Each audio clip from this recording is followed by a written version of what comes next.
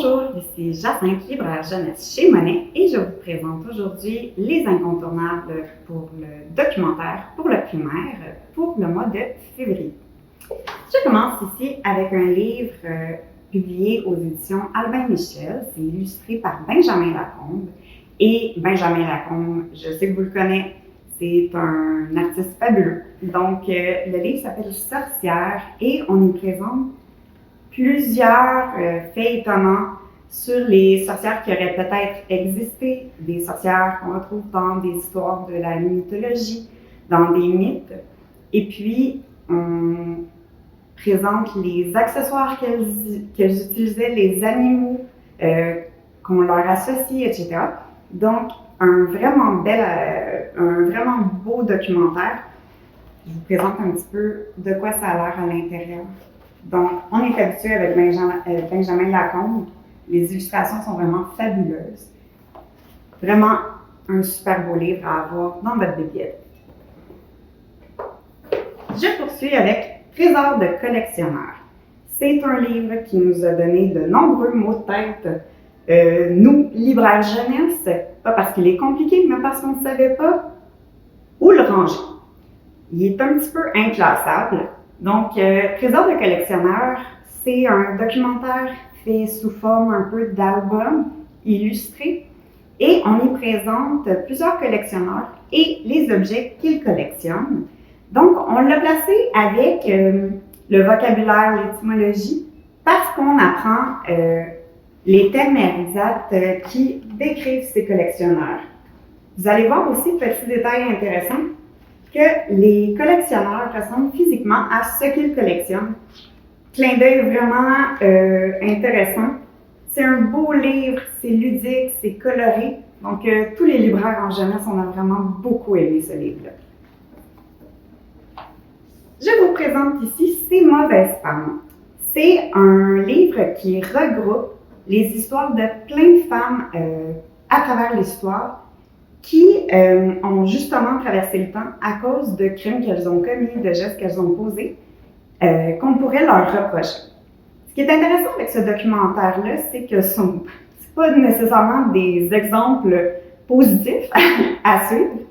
Par contre, on a souvent des documentaires sur des hommes célèbres et les gestes qu'ils ont commis, incluant des hommes qui ont eu des comportements répréhensibles. Ce que je trouve vraiment intéressant, c'est qu'ici, on découvre l'histoire de ces femmes-là, de ce qu'elles ont fait, qu'on leur reproche, que ce soit vrai ou pas, que ce soit grave ou pas. Et ça nous permet de découvrir plein de personnes qu'on ne connaît pas. Donc, je trouve que c'est super intéressant à avoir dans sa bibliothèque pour surtout les élèves du 3e cycle. J'ai ici Fabuleux paysage du système solaire. Ça a été publié chez Saltimbanque et c'est quelque chose qui est assez répété chez moi dans mes capsules en tout cas. J'adore les documentaires qui sont illustrés. C'est intéressant la photo, c'est sûr, on a les vraies images, mais je trouve ça tellement intéressant quand une maison d'édition s'associe avec un illustrateur pour faire... en fait, le livre devient un objet d'art. On va dire ça comme ça. Donc, dans Fabuleux paysage du système solaire, on nous explique vraiment tout notre système solaire. Ce qui est vraiment chouette, c'est qu'il y a plein de petites particularités intéressantes dans le livre. Il y a des pages qui se déploient, qui se déplient. Il y a des images en filigrane, donc quand on tourne les pages, ça change ce qu'on voit. Donc, vraiment un super beau documentaire. C'est fait sous forme de petites questions auxquelles on répond rapidement. Donc, vraiment très chouette, très beau.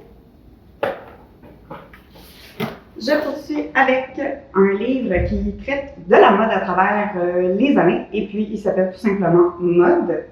Ça a été publié chez Glénat et c'est un livre pop-up. Je trouve que c'est vraiment intéressant parce que c'est pas un sujet qu'on aborde souvent avec les plus jeunes, en tout cas la mode. Souvent on parle de la mode actuelle ou de la mode il y a très longtemps, mais c'est pas quelque chose de très fréquent. Ce que j'aime ici, c'est qu'on découvre vraiment des créateurs précis, par exemple Dior, Et puis, le livre en pop-up nous présente vraiment de façon dynamique des vêtements qui ont été créés, qui sont extravagants, qui sont originaux, qui se démarquent. Donc, je trouve que c'est vraiment un super beau documentaire, vraiment très intéressant. J'aime l'idée du pop-up qu'on voit souvent dans les livres pour les tout petits, mais ici, c'est pas aux petits qu'on s'adresse. Donc, je pense que faut penser aussi que les élèves un peu plus vieux, ils aiment encore ça, les trucs dynamiques qui bougent, les pop-up. Je suis une adulte et j'aime ça. Donc, je le recommande vraiment beaucoup. J'ai un petit faible pour ce livre-ci. Et je termine sur une note peut-être un peu plus sérieuse avec un livre qui s'appelle Le train de la liberté. Ça a été publié aux éditions Frimousse et je pense qu'il arrive justement à point en librairie parce que février, c'est le mois de l'histoire des Noirs et ce livre-là, c'est un livre important à mon avis.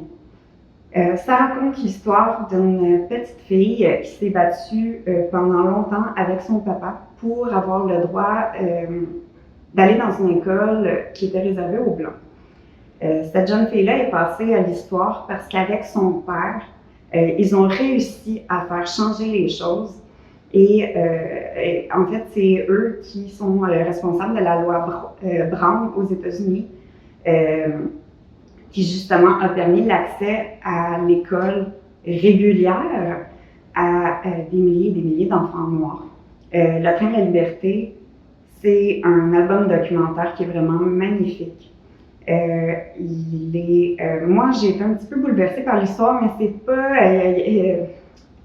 c'est pas une histoire triste, c'est une histoire de courage, de résilience, de force, l'amour d'un papa pour sa fille, une jeune fille toute jeune mais toute courageuse. Donc vraiment, ne vous privez pas de ce documentaire, il est magnifique. Donc, c'était ma sélection pour ce mois-ci.